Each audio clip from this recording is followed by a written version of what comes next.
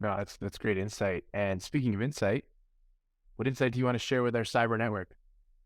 Yeah, so the last 5 or 6 years of my career in cyber have been centered around logs and SIM. and and it is so much fun to deal with these small pieces of data that just flow in constantly.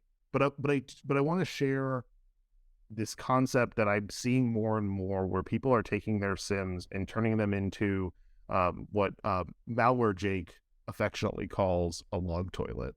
So I'm gonna give him a little shout out there. um, and it is, and the truth is that you have vendors that are large and influential and have great tools that are going to organizations and telling them, hey, just put everything in here. Put everything in here. We'll be able to handle it. I swear. Right. But what's happening is we're not putting the forethought into the stuff that's going in and making conscious decisions as to what actually matters. Right. So things like EDR telemetry logs, right? So how your EDR was performing at the time of an incident, not super important long term, right? It's interesting short term. It's interesting, in that moment to be able to go and look, oh yeah, Susie's laptop in finance has messed up and the EDR is the issue. Yeah, that's interesting, right? Um, but when you have a large scale incident, that isn't going to help you in a lot of ways, right? But one that we see people leave off all the time that they don't retain for enough period of time, or they don't take in at all, is DHCP logs.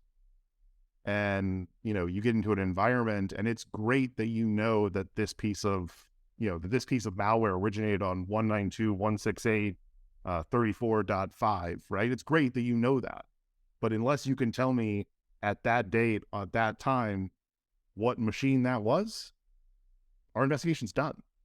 Our incident response is over. There's nothing more I can do for you. Right? And so I'm gonna move on, right?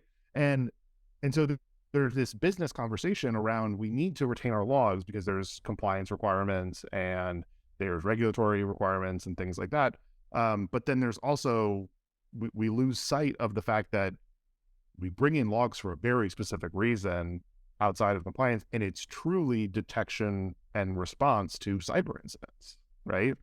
And if those logs aren't there for that purpose, maybe you need a different system for those logs. Maybe you need to work on segmenting those logs out into something different. But in general, right, we need to be asking ourselves up front, is this log going to directly contribute to an alarm that is going to be triggered in this SIM, that is directly tied to a risk that we've identified in a risk assessment, that we have determined that this is the way that we're going to mitigate that risk, right?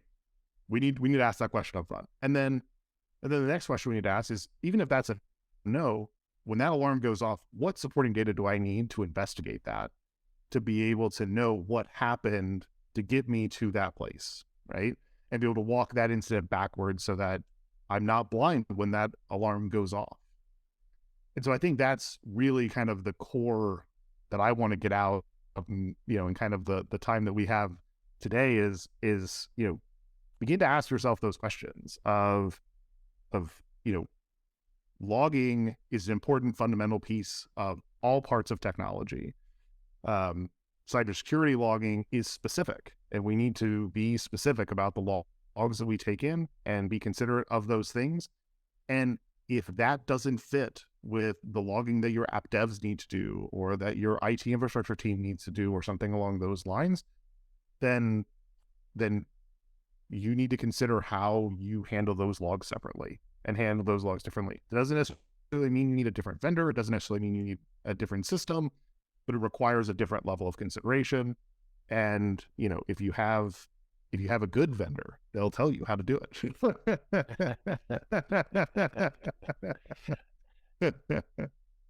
Love it.